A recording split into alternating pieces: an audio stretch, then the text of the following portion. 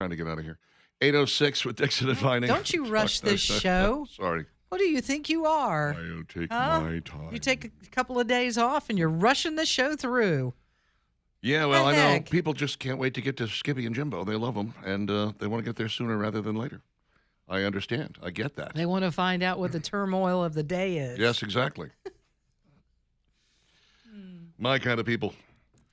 My, oh my, you a lot of warm weather here coming up, 93, 94, 95, the highs over the next 3 days, Saturday and Sunday, 96, 97. Eee, that's And too hot. the heat indices are going to be in the 107, 108, 109 range. You know where you need to be under those circumstances. I know exactly where. You said it earlier. You said find a body of water, get in it. How about getting on it with And a boat from Rodney's Marine? Right, and the breeze blowing through your hair. You create the breeze by That's using right. that Suzuki Power, the one with a 5-year warranty to get across the lake.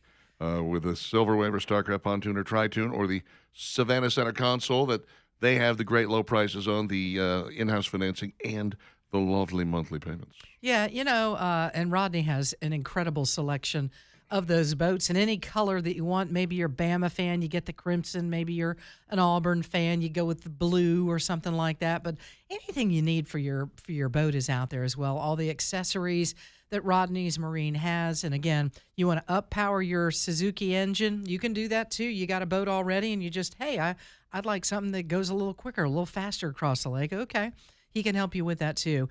Rodney's is one of the largest Starcraft and Suzuki dealers in the state of Alabama. And these guys are extremely knowledgeable, from Rodney to all the guys that are servicing the boats in the bay.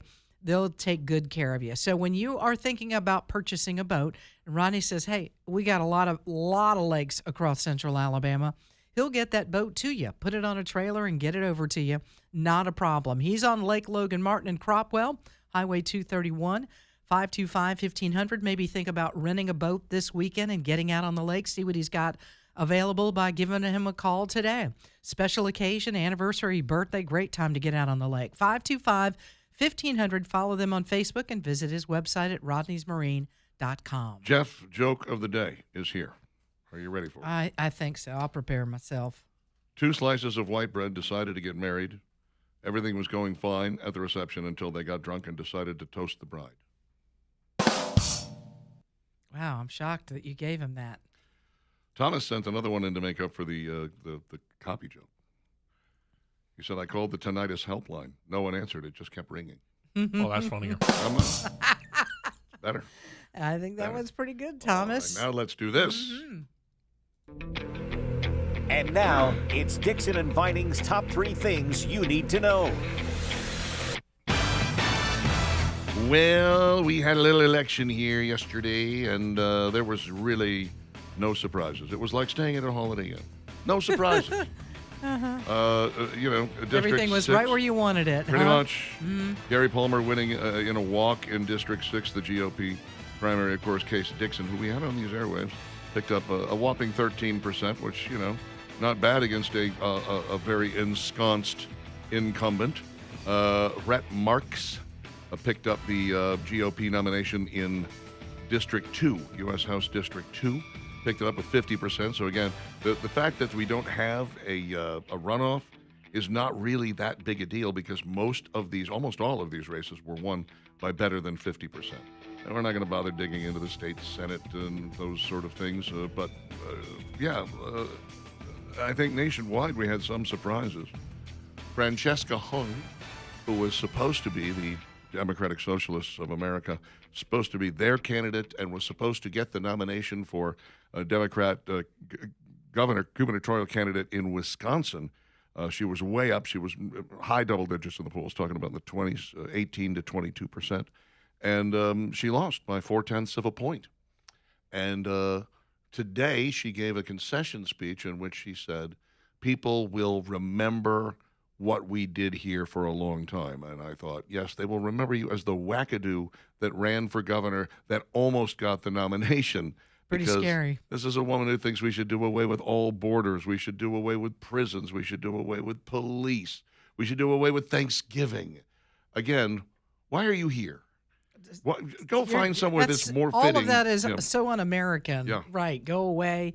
wherever you think you need to live, but don't come to America and try to change our way of life. We have things, we've kind of figured it out. We do a pretty good job in America. I think we're doing so, fine. yeah, leave us alone. And here's the other thing. Maybe we quit paying so much attention to the polls. We start paying attention to the bettors, those that are betting on these different elections. Oh, yeah. Those people because seem to get it right. those odds are much better than what we're seeing. These polling numbers are all over the map. Again, 18, 20, even higher than that.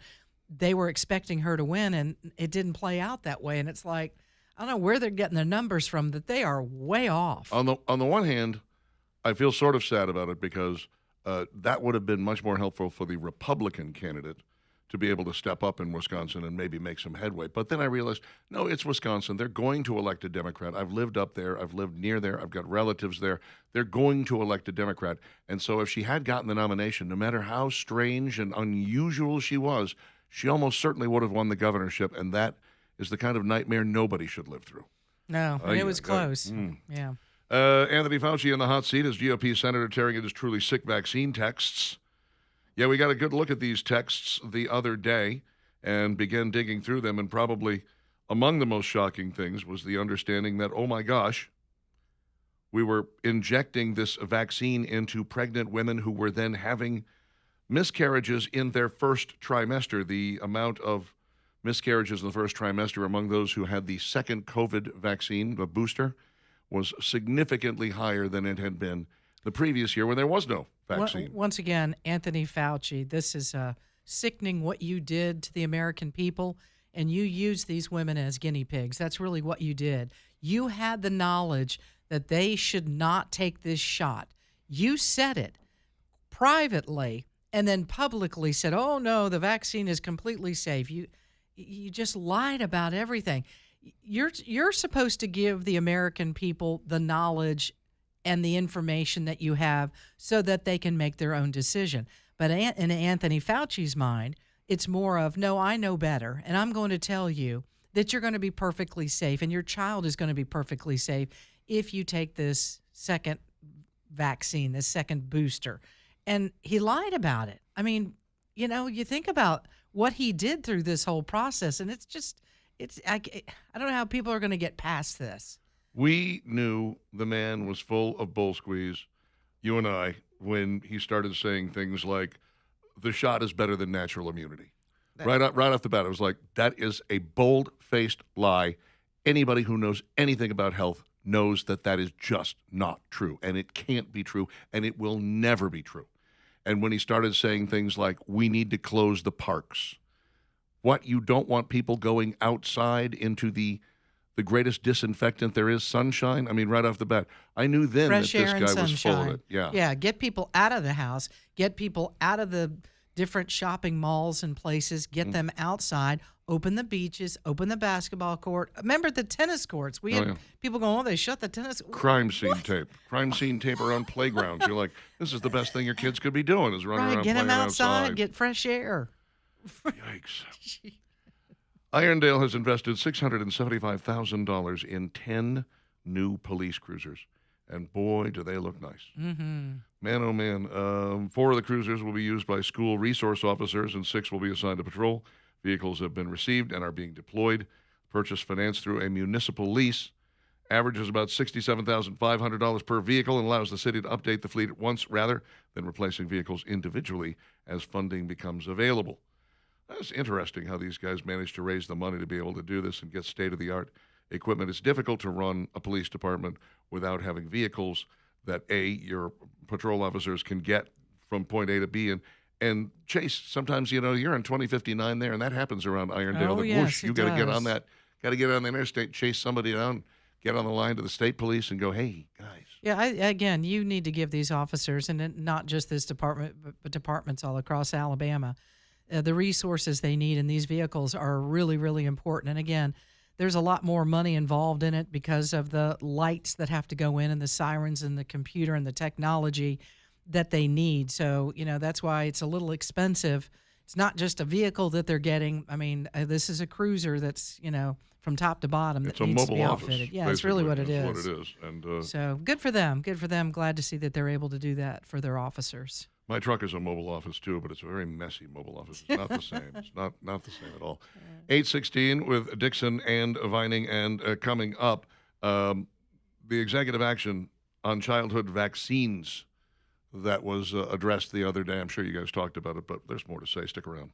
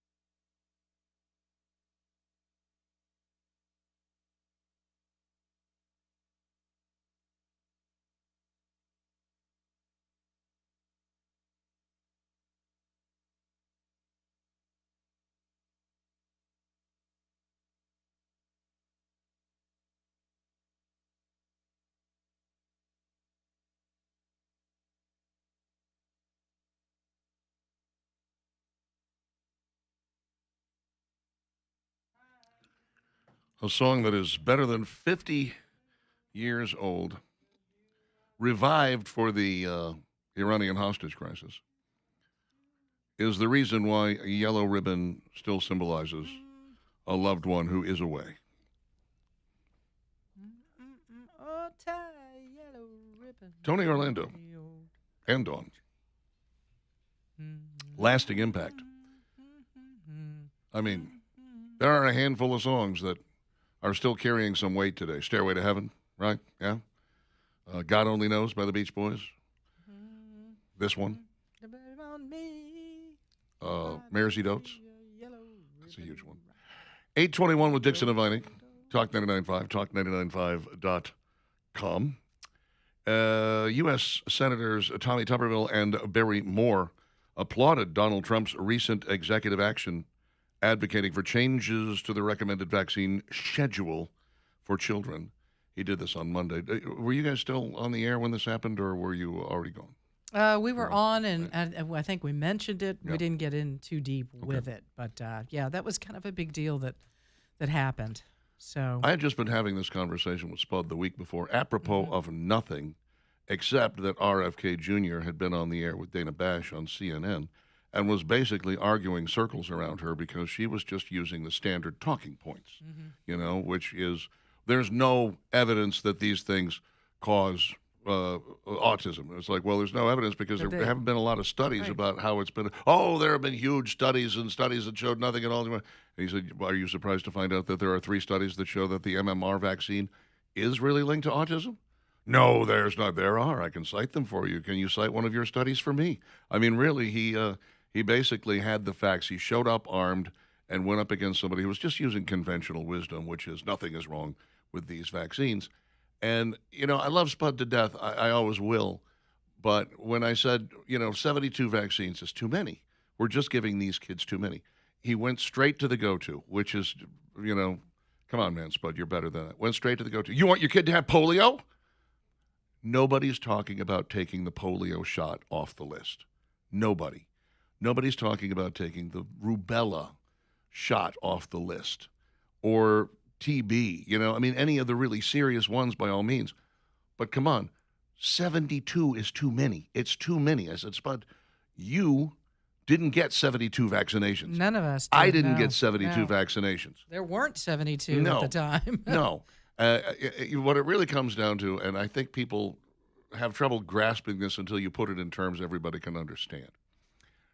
If you own Coca-Cola and you are able to lobby Congress to say that before any kid can go to school, they have to drink a Coca-Cola every day, and Congress passes that law, you just made yourself a wealthy, wealthy person, because now it's illegal for people not to use your product. They have to use your product. And that is exactly what these manufacturers did, is they lobbied the hell out of Congress to get their vaccines added to the schedule. They may have only stopped at 72 because it seemed like a nice round number, or they were like, this is getting kind of high, maybe we should slow it down. I honestly believe they would have gone to 90 or 100 if they could have, because you're licensing yourself to print money at that point. You have to give your child my medicine every single year before school. Oh, not every year, but you got to make sure that they're all shot up and everything, and every kid has to do it. Before they start school, yeah.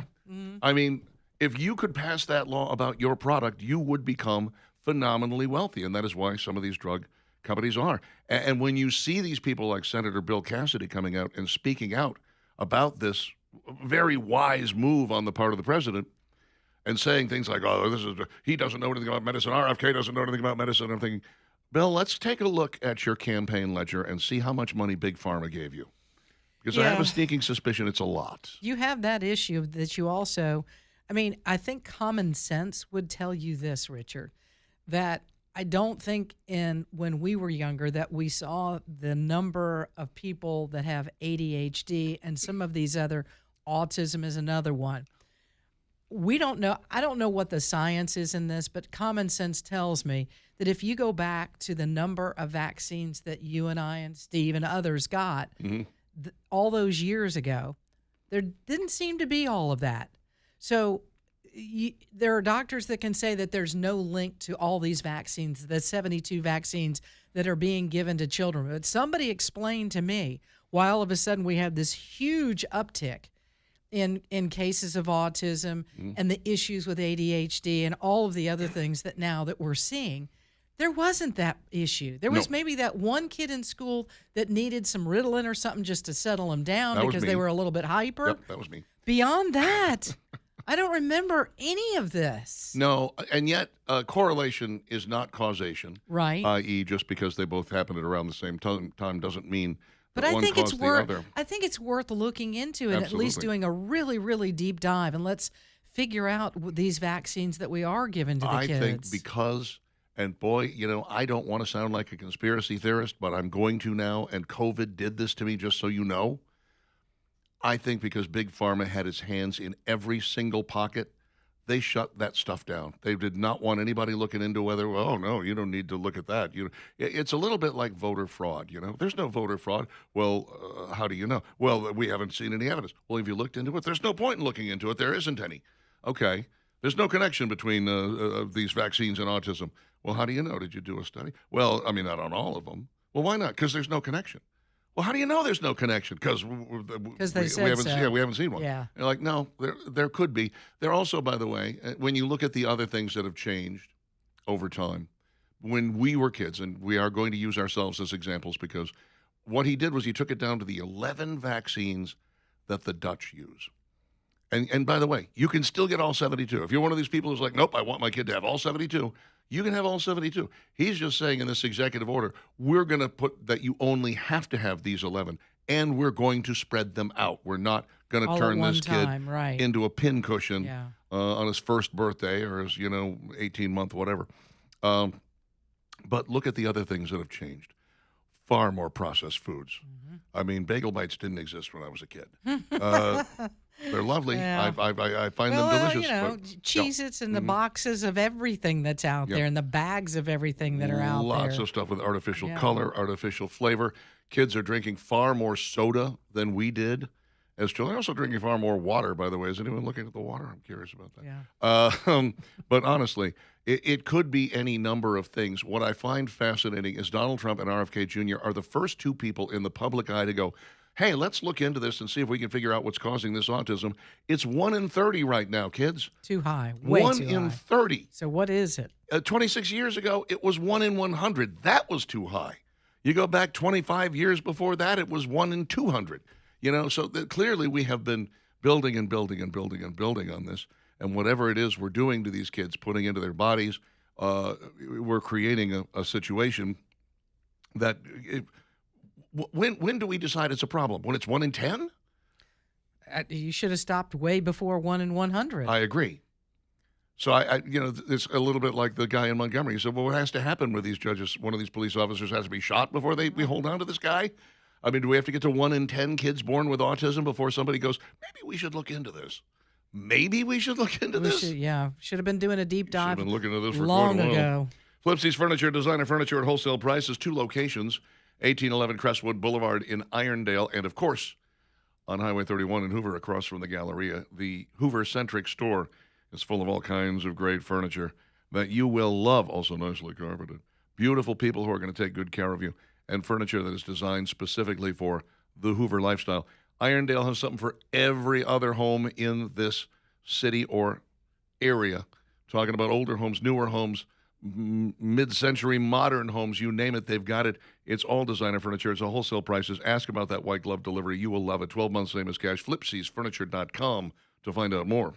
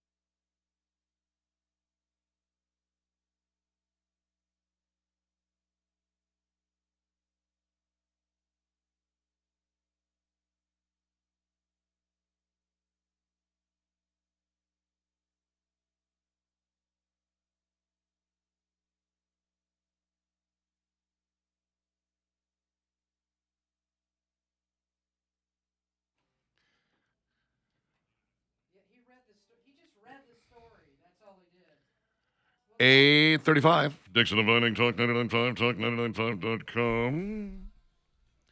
Rosanna Arquette says she has got two questions that really bother her.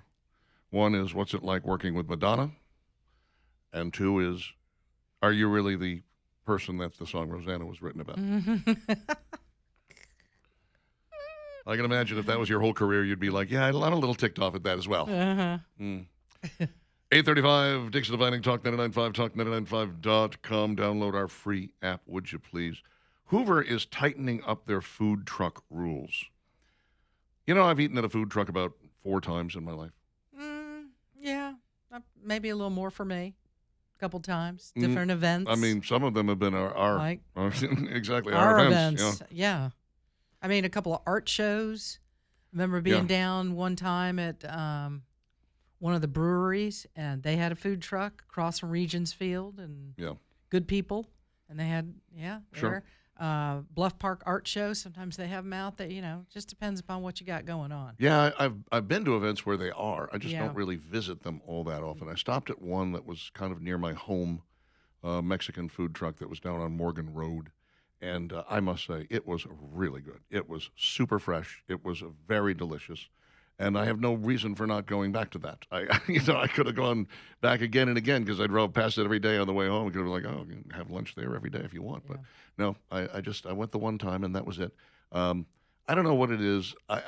The idea of preparing food inside of a truck and it being 100% sanitary and perfect is it seems unlikely to me. And yet I know, Will Chowolinsky, the Chub Father. Job. He's got a food truck. He's been serving out of it forever, and he's done a great job there. That was one of the food trucks I ate at. He made me a fabulous Philly cheesesteak. It was Italian beef, I think, really, a hot Italian beef. Was that our Christmas get-together last year? It was either the Christmas one. Yeah, I think it was the Christmas one, or it was a jawbone jam. I don't recall. But that was one I ate it. And then I had another one that last time it was, I don't remember what I had, though. Well, that obviously stuck with me. Nonetheless, apparently what happens is these people are starting to set up in places where, nobody asked you. Nobody said, you didn't even go and say, hey, can I go into your parking lot over here? Can I be here? Some of them are using municipal parking lots or finding public parking lots that they're setting up, and it's like, no. And so Hoover said, all right, we're going to start shoving some of you people around here, and we're going to start setting some rules on these things. And when you think about it, food trucks is one of those things, it just kind of started slowly and worked its way in. So you'd have one, like the first one I ever remember seeing was down here on West Valley Avenue, which was the little Mexican taco, something. And it's in like a Texaco parking lot. Yeah. It's been there forever. It has been there every day for as long as I can remember. Mm-hmm. And that was one of the very first food trucks I ever saw in person. I'd seen them in movies or on TV or things like that. But I was like, oh, there's a food truck. They actually do exist in real life. Okay. Yeah. And then they started popping up more and more. You'd see one here. You'd see one there. Pretty soon you're finding 3 in a row. And you're like, is that a good idea? Should we have 3 food trucks in the same place? Are they fighting for supremacy? Mm-hmm. What's going to be going on there? Yeah, the more permanent, and I'll give you another example, and I think it's not there anymore because of something that's going on. There was one on Highway 31, not far from our water guys, on 30. When you go 31 and there's the Publix before Valleydale, there was a food truck that was there forever. And it was like, okay, is this the permanency of it? It wasn't like there's an event here and we're pulling up because the event has asked us to, provide some food for this event. They're there like a permanent truck in that location. And you're like, well, what are you? Are you a permanent restaurant? You just happen to be in a truck? Yeah. Or what's going on here? And I think that's part of it. And, our situation here is different because it's Homewood. Yeah. It's not Hoover. So maybe Hoover's gotten to a point where they're like, we're not going to have like permanent food trucks in locations. Well, Taqueria Juarez apparently was sitting in the same spot every day for the longest time, and Hoover's zoning ordinance said, no, you guys, you can't do this. Mm-hmm. You can't do this. There were 8 trucks, they said, that they sent out orders to that said, we are tightening up our regulations and guidelines on this, and you can't be a part of this anymore. So now he's asking Juan Juarez is asking his patrons, like, hey, got any ideas? Suggestions on where I should put this thing? Any idea where I need to go? Here's something I did not know. Excuse me.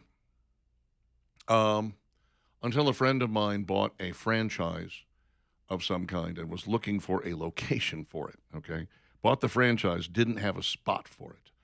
And finally said, okay, here we go. We're going to set up in this Winn-Dixie Mall. The anchor was Winn-Dixie. But, there's lots of little stores on either side of it. And this was an exercise franchise. And he was getting ready to sign leases and whatnot. And there was a Planet Fitness that was right nearby that was like, nope, you can't do that. Our lease says we're going to be exclusive. It was the same property owner. Right. Our that lease seems says like it's a gonna be exclusive. conflict right there. So we can't have two of these in the same Yeah. place.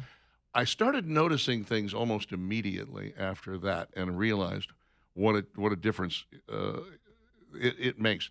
For instance, if you go to a shopping center and there's a Petco or a PetSmart or something like that, and in that same shopping center there's a Dollar Tree, it's almost guaranteed that Dollar Tree has no pet food and no pet items because that was part of the deal You're to get in there. competing, right? Yeah. You're competing with a pet store. You could not sign the lease if you were going to sell that stuff. It's actually pretty common. You'll find that with grocery stores. Like if you have a grocery store and you have another kind of nearby store, like you've got a Dollar General, you can only have so much of the floor print being groceries. The rest of it has to be, Dollar General crap. So this is why I think they have a problem with food trucks. In your case, you're talking about that shopping center there. I'm sorry, there's a Tony's Hot Dogs right there. Right in front of Yeah. it. Yeah. If you don't think that they're competing, they are. Yeah. Tony's is paying the rent Right. for that building. What is maybe the truck's leasing the space from the property owner? We but honestly don't know. Who is that? Yeah, and at some point you have to be like, okay, maybe we're not serving the exact same thing here, but we're both restaurants, and this is not okay for you just decide that you're going to set up here and start printing And not money. pay anything. No. Yeah. I'm the one taking all the risk here. This is not okay. So I see where they're coming from. From now on, they say, only at special events, city-sanctioned special events, including HOA block parties, farmers markets, and special events held on public property. That makes sense. You can do it in office and industrial areas at the request of a property owner or business located within an office or industrial zone, providing the host business is open and operating. I think about that area that's back there off of 280. It's an office park, right? And you can drive that road a long way before you run across anything resembling a restaurant. So I could see why one of those industrial parks might be like, hey, guys, every You can park day here. from 10:30 to 3, we'd love to have you come That and makes set up. sense. Now, if you own that industrial park and you are allowing that and there's no other competition, Yeah. that kind of makes sense. You can pull that off. Yeah. Last but not least, food truck courts, which, by the way, Hoover doesn't have any of. There are no approved food truck courts in all of Hoover. Within an approved food truck court in a commercial area that is specifically designed to accommodate food trucks, including amenities such as restrooms and public seating. Ooh, and that has received conditional use approval from the city council. Yeah, we're going to have to, obviously, I wouldn't be surprised if other places start to follow suit, because what if these 8 trucks that are trying to work in Hoover right now, they go, well, all right, let's see what Homewood has to offer. Next thing you know, you've got too many food trucks in Homewood, and they have to figure out what they're going to do.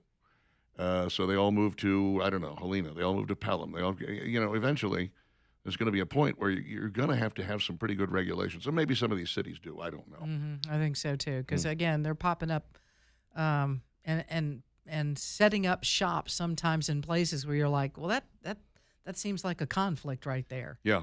And I think that's what Hoover's trying to eliminate that. And who knows how this got started, which food truck and what location they were in. But I can think of a couple right now that would be a conflict of interest, and we just mentioned one of them that, over the years they're like, this doesn't make any sense. Why are they allowed to just set up right there next to the snow cone place and bump up next to them and start selling tacos, and we're back here paying rent? Yeah. So, maybe that's part of it. I strongly suggest that it is. Obviously, Nick Durzis is going to take this seriously. He's decided that maybe food trucks just being free-spirited. It's a free-roaming food truck. Right. It parks wherever he feels on that day. No, that's not how we're going to do business. 8:45 with Dixon and Vining. Stick around.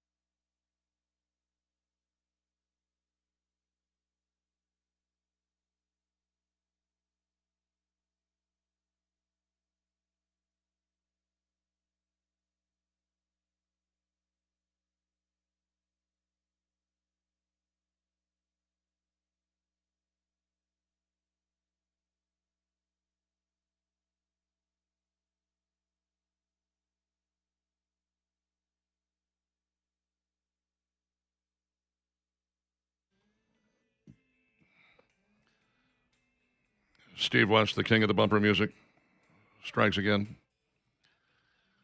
The number one complaint we get on this radio show is you guys are always talking over the good music.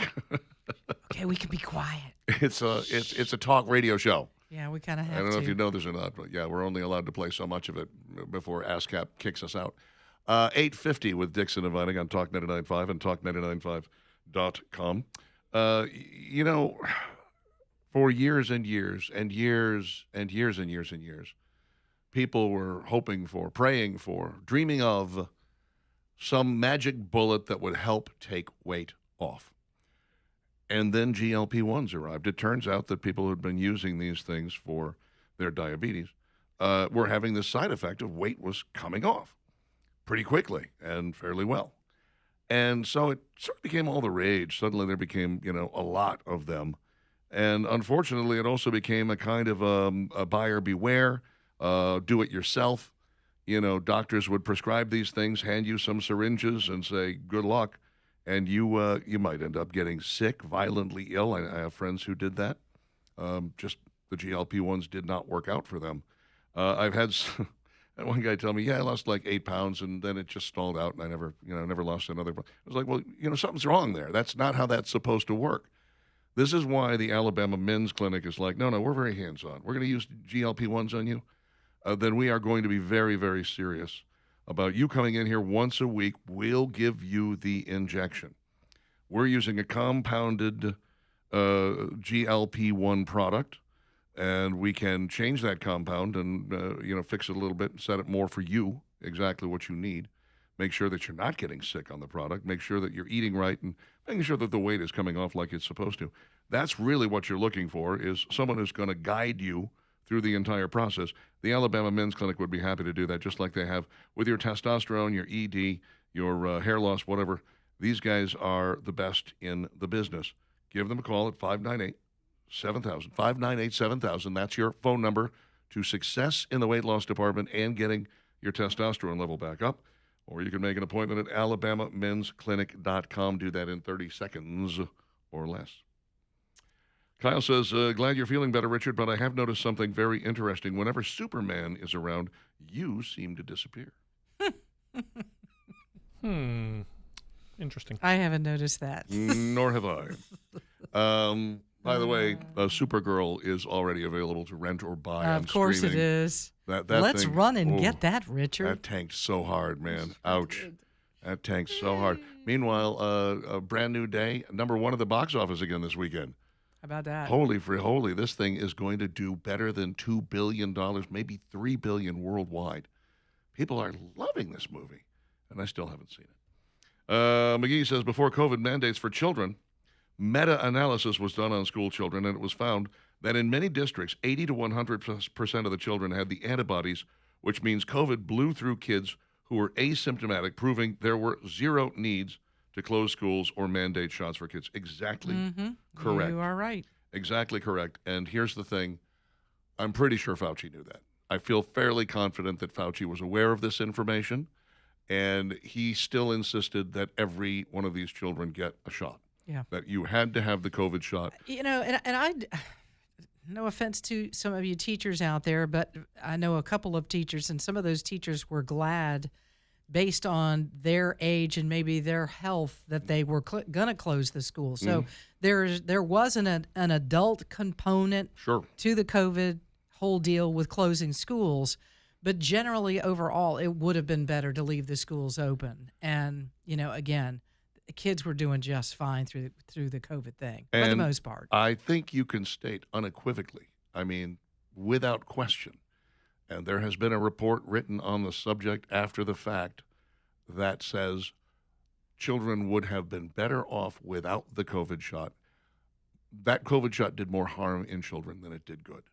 It did more harm, myocarditis, myocardopathy. We've got some really serious heart conditions in children that it never should have happened to.